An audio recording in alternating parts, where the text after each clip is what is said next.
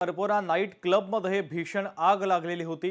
तर या आगीमध्ये अनेकांचा मृत्यू झाला। आता मृतांच्या वारसांना प्रत्येकी 5 लाख रुपयांची मदत जाहीर करण्यात आली। जखमींना प्रत्येकी 50,000 रुपयांची मदत जाहीर करण्यात आली।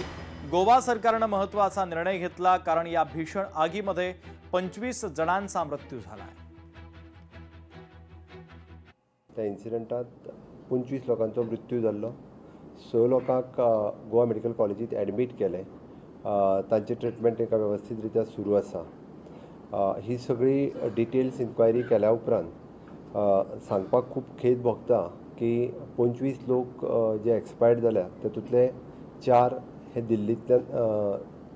लोक हे दिल्लींतल्यान येयल्ले टुरिस्ट म्हणून आशिल्ले, जे त्या क्लबात आशिल्ले, ताका भायर सरपाक मेळूंक ना। बाकीचे सगळे जे आशिल्ले हे थंयसर वर्कर म्हणून काम करताले।